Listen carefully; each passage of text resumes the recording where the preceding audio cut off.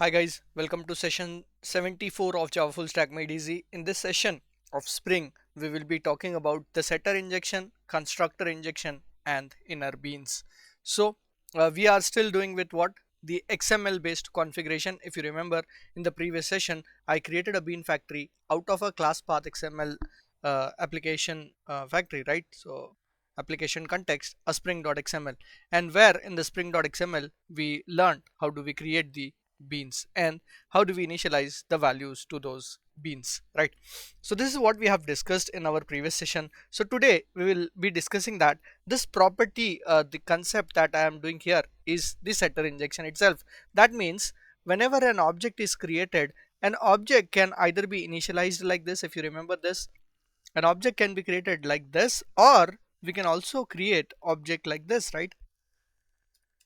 A book is equal to new book, and then we can say book dot set, right? So we can do a set ISBN, like maybe ISBN 3, and then the book dot set name, like some name of the book. So this way also we can create the object. So in this, what is Spring doing? Whether Spring is calling a default constructor and setting the and performing this setter injection, or it is calling the constructor with argument. Now, so to understand that, what we can simply do is we can go to our book.java, and then inside the setters we can simply say that the setter method called, right? So that will actually tell us whether the setters are being injected or not. Okay, set ISBN called. Okay, so that would be what? This would nothing be what equal to setter injection, right? So let's save it and see what is going to be the result of this particular piece of code. Now when I run this piece of code, you can see that set ISBN is called, so setter injection. That means when Spring is creating object for us, it is actually calling the setter, it is not calling the constructor. Okay, so while calling the setter, obviously, in if we look at the book, what we have is we have a default constructor and we also have a constructor with argument. So you can see that there is a constructor with argument which is not being called. So what I will do here is I will just check whether this particular constructor is being called or what. So I'll do a system.out.println and I'll call it as constructor int comma string. Okay, so this constructor, whether it is called by string or not, a spring or not, is what I am checking. So you can see that that constructor is not called. The constructor what Spring is calling is default constructor. So which constructor to be called is also decided by the programmer, depending upon what? Depending upon the kind of bean that we have created. Okay, so this is what a setter injection is. Whenever you call up these properties, it does a setter injection for you. So do remember this very important point. When we are configuring an XML, and at that time if we specify the properties, at that time the setter injection gets called. Now the next point is that now one more thing I will include here is with the setter injection itself, what if there are more than one bean available here, like there is a book and there is a book 2. So there are two beans are available, and the ISBN, now I will give the ISBN as maybe 100, and let's call the book name as my life. Now let's save it, and if I go to the book service here, when I was calling the bean by using a get bean function, I was calling a bean using a book dot class. So that means go to the container, find out whether you have a book type of bean or not. So if when it goes to the container, it finds that there are two beans that are of type book itself, right? So which bean is Spring going to inject now, because we are telling Spring to create the object and give us the object. So this time obviously Spring container will be confused, and when Spring container is confused, it is not going to give you any random bean, because that will make no sense at all. Now what Spring container is throwing me is that there is no unique bean definition exception. That's because there are more than one qualifying bean available in the container, right? So you can see that no qualifying bean of type book available, expected single matching bean, but found two beans, that is book and book 2. So it says that the container has two book type of beans and you are requesting a book type of bean here. So what will happen in such case? How are we going to call it? First of all, uh, this get bean what I have done here, so I can either do a get bean by using a type of the bean, that means by specifying the type of the bean, Or what I can also do is we can call the bean just by the bean name. So now I have more than one qualifying bean. What am I going to do here is I will specify which bean I will take from there. So if I say book, that means what we have to do is we have to specify the ID of this bean. Okay, so now let's check that first.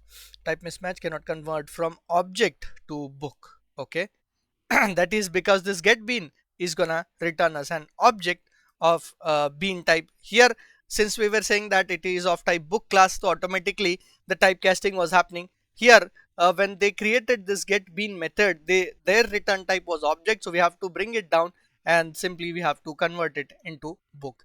Now by doing this, you can notice that now I'm getting a book which is my career.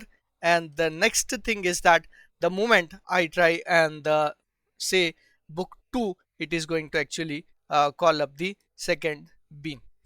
Fine. So that way things work. And also you can notice here that when I'm calling up the book 2 or book 1, it is calling the setter multiple times. That means two times I have written properties here, so two times it is calling the setter. So you can see that two beans are created, twice the setters will be called.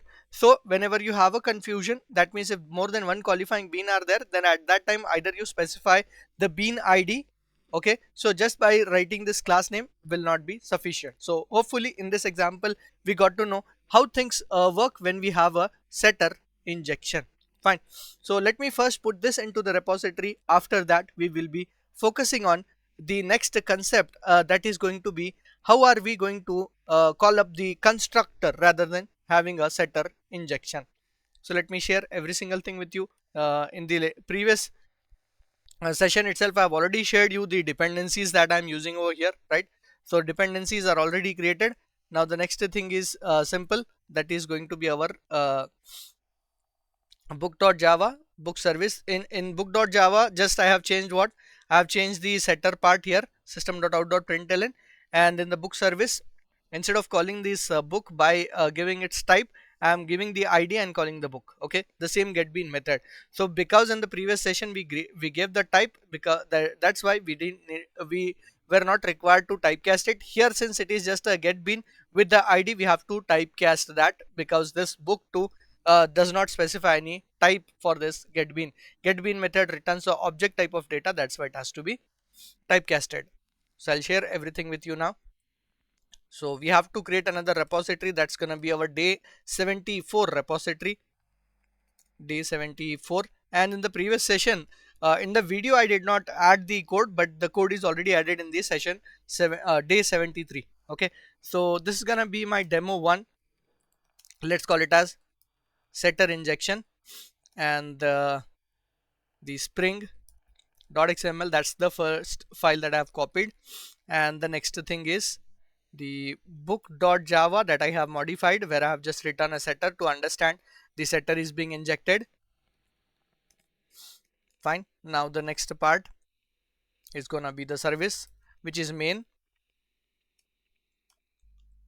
Alright, so dependencies and everything will be same as what we have discussed in the previous session. I've already shared the dependencies and everything in day 73. Now let's talk about the second concept, that is going to be, instead of injecting the properties, let us try and inject the constructors and see how constructors are injected. Now what I'm gonna do here is that I will create one more book type of bean. We can create more than one bean. Okay, in the later sessions we will also understand what is the scope of the bean and all that. Okay, so when we create more than one bean, what happens there? So I am creating a book 3 bean again out of the same class. Okay, so class I'm not changing. Now instead of giving this property name and property, I don't want to give that.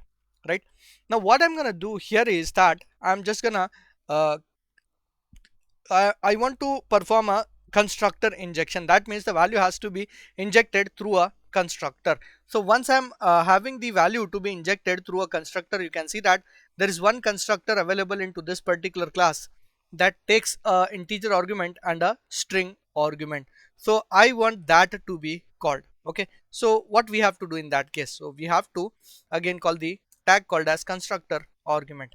So now the constructor argument the properties had name and value. Constructor argument just has the value, so you simply pass the value. So what is this constructor? The constructor is in ISBN and name. So that way I'm gonna pass in the ISBN. That's gonna be 150 in my case. Okay, similarly I'll pass the second argument. Now the second argument will be my constructor. Okay, so that is just a value, that's just a property name of the book, or else let's call it as my uh, uh, journey. Okay, some book name. Okay, let's save it. And now we are going to call this book 3 and see the setters should not be injected. In that case the constructors has to be injected. So let's save it, and let's run this piece of code and see how things work. Now you can see that for those two beans that I have created, the setter is called, but for this you can see constructor injection string, and the book is being called. So now to initialize this particular bean, that is book, so constructor is being injected. So that way you can perform a constructor injection. So it depends on you how you are creating the bean. Either you inject the setters or you inject the constructor. Okay, so in the above case the default constructor was called. In the below case, now the constructor with argument is being called. So let me share this as well with you. So my book class remains the same. So demo 2, let's call it as constructor injection.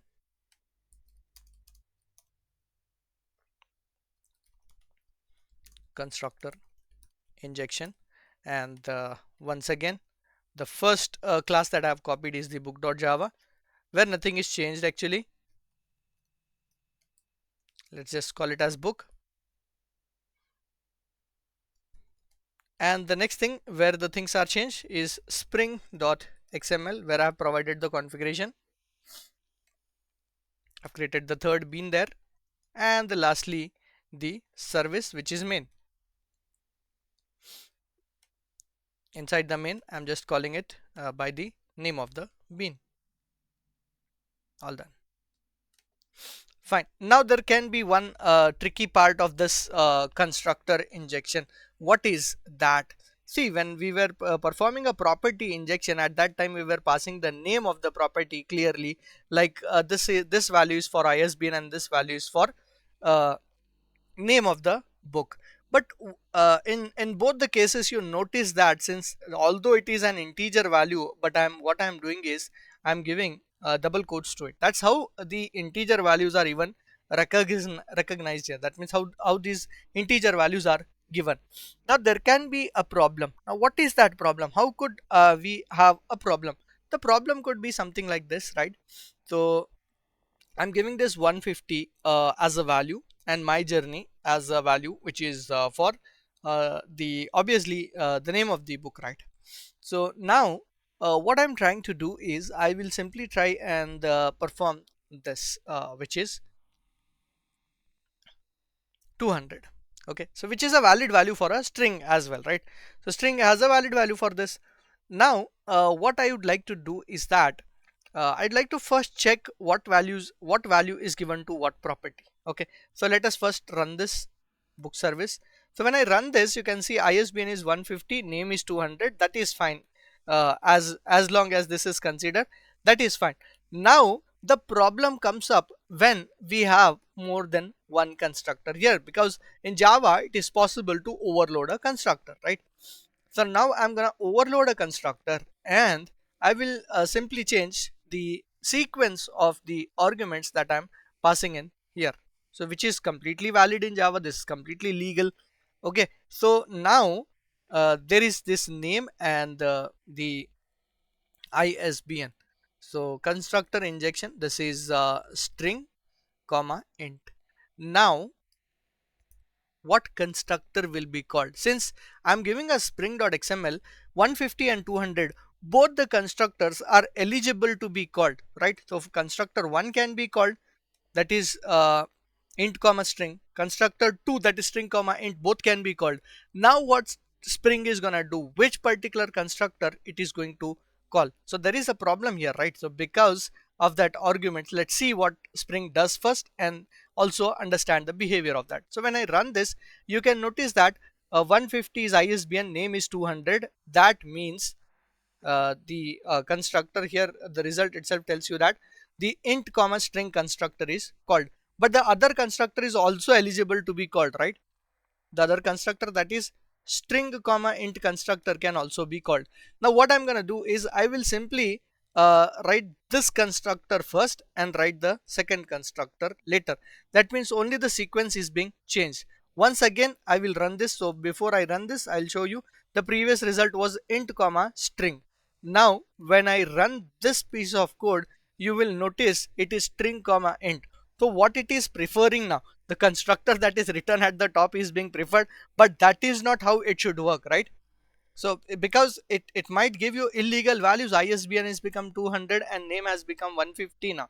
So where I wanted the ISBN to be 150 and name to be 200, right?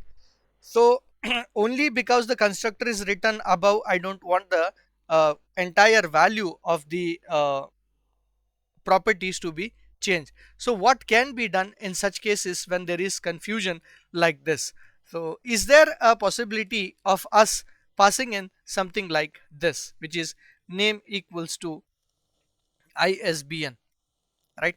And the name is equal to uh, the name, right? The property is name itself.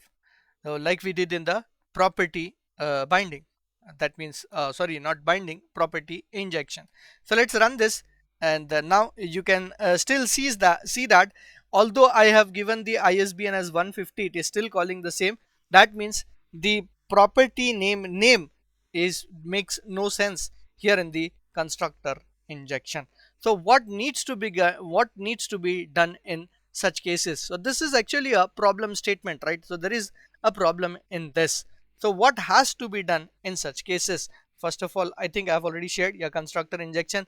Now I'm gonna first share you the problem statement here so that you can understand the solution for that. So let us add one more file here. Let's call it as the demo3 problem with constructor injection.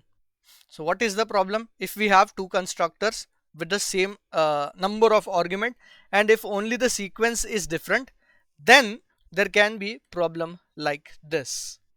Okay, and after that I'll show you how do we resolve it. So let me first share this problem. So after this, now let us understand how are we going to resolve this problem that is being raised here. So since we cannot give the name of this, it's fine, no name can be given here, but there are two ways how we can resolve it. So what we can actually do is we can say this 150 should be the value of ISBN and this 200 should be the value of name. That is what we want, right? So what we can do is we can say this 150 is of type equals to int and this 200 type equals to string. Okay, we can give that.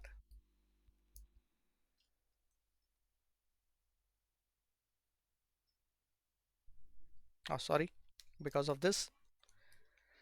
Alright, so what I'm saying that 150 has to be the int value, that integer is ISBN, right? And the name is string. So now let's save it and see whether a proper constructor will be called or not. So there we go. We can see that the value of ISBN is 150, name is 200. But there is another twist here. Now what is the twist? The twist is that both the constructor can be called, right? Now, although I want the value of the ISBN to be 150 and the uh, what you say the name should be 200, but the constructor that is being called string comma int, that should not be the constructor. The constructor that should be called should be int comma string. What if I want to call that constructor? That's my intention to call. So even that can be done. Okay, how do we do that? So in this case you can notice that I'm giving the values, that's fine. So which constructor is called? String comma int constructor is called. Okay, so first of all I'll just make a comment here and remove your confusion. Like I have a string comma int constructor and I also have a int comma string constructor. I have a int comma string constructor. So I have these two constructors. So string means name This is the name and this is the ISBN. Here also it is ISBN and this is name. So now what I have told to my book 3 is that the value 150 goes to ISBN, the value 200 goes to string. So I am still not deciding whether this string comma int should be called or int comma string to be called, right? Although values are fine. See, ISBN is 150, name is 200, but string comma int is called. That means string comma int. Even int comma string can be called in this case. And if I call that, still the values can be the same, right? So how will I call this constructors, right? For what I can do is I can simply say here I have the complete control over the constructor by specifying the index. Now I can say at index 0, so you can see that index 0 there is a int, index 1 there is a string. So here in this case in index 0 string, index 0 int, so whichever you want to call you can call that. Suppose if I say here at index 1 there is integer and index 0 there is string, index 0 there is string. So if I specify that at that time index 0 string, index 1 integer, so the above one string comma int will be called now. So you will see that string comma int, sorry,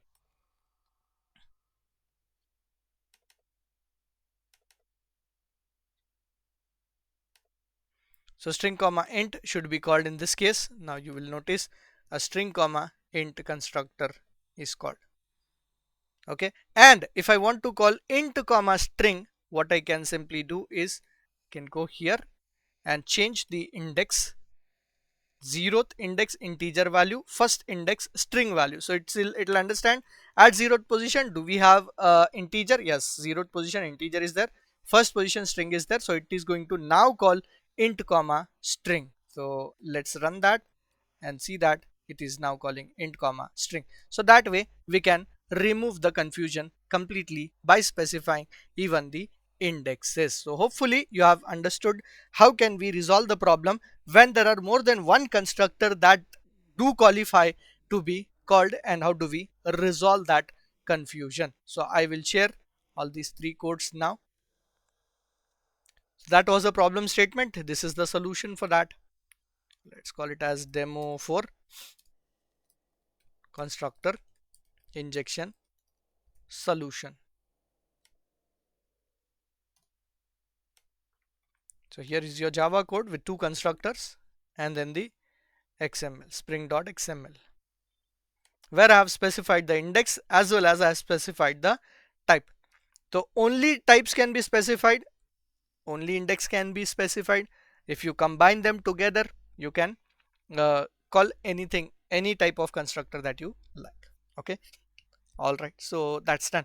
Now the next thing is how about having more than one bean created of different type? Let's think of this as, see, in the first session I told you that we let the Spring container create the objects for us, and also there is a Spring injection, dependency injection is there, where Spring decides to inject the dependencies. So let us create two classes where two objects will be dependent, like library has a book, something like that. Okay, so and the library would need a book object when library is being initialized. So that is what I am thinking of now. So first of all, I'll just clean up everything that I have written, whether it is constructor injection or whatever it is. So let's just have one single book object being created here, and let's also include a library model. Okay, in this particular project let's include a library model. So yeah, so in the model I'm going to create one more class and I'll call it as library. So class library, done. And in the library let's have some properties defined here, maybe the name of the library, like private string library name. Okay, and then what we can have is we can simply have the uh, library will have a book. So let's have a private uh, book type of data book. So here what I'm doing is I'm saying just that library has book. Okay, that's what I want to perform now. So let's save it. I can include more properties if I wish to, but as for now, I'm just keeping it pretty simple and straightforward.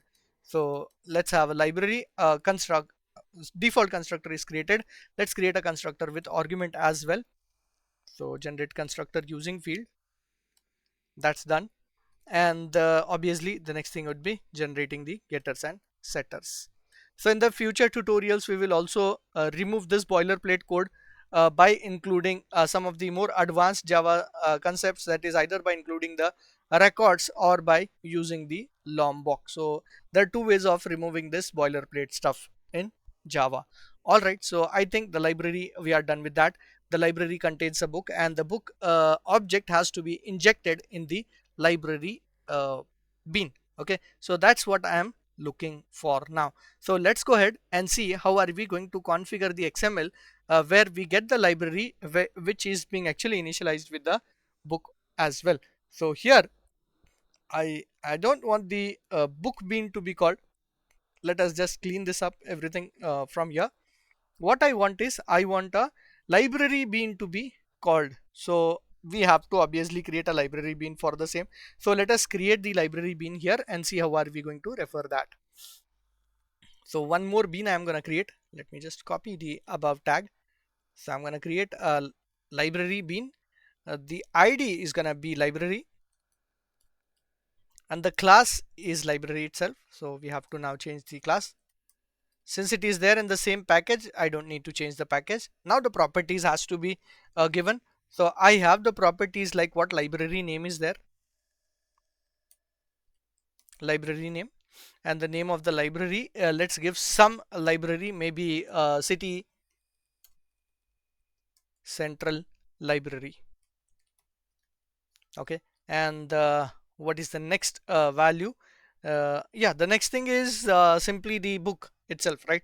So how am I going to say that this particular book bean has to be injected here, right? So what we can do is we can simply say property name is what? The book property, right? So what is that property name? You can see it here. The property name is book.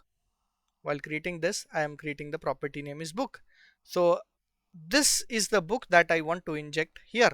So how will I do that? Simply use another keyword here, that is refer to the created bean. So what bean is created here? The book bean is created. So let's give the name of that bean, book bean, save it. We are done with that. So library will have a book now. If I now say factory dot get bean, since there is only one library bean, what I can do is I can simply say library dot class. So only one library bean is there. That's why there will be no problem. If there is more than one library bean, at that time I have to go for the id, get bean of id, not the class. So let's do a system.out.println,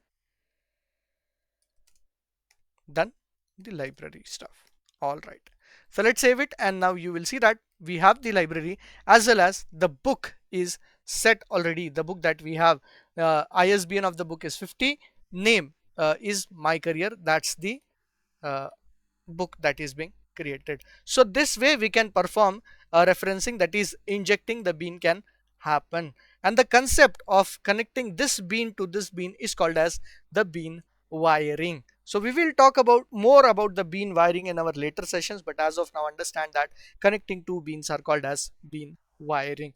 So let me just share this as well with you, that is demo 4.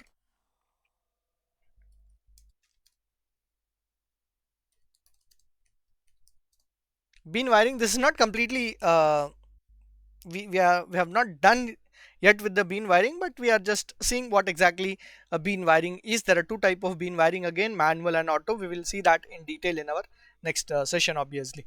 So demo 4 bean wiring, that is what? Connecting, or let's call it as referencing beans.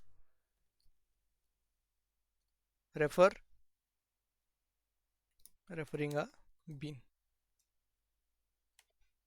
and that's the XML. And then we have the library class included. This was something new added, same package, the model, and lastly the service.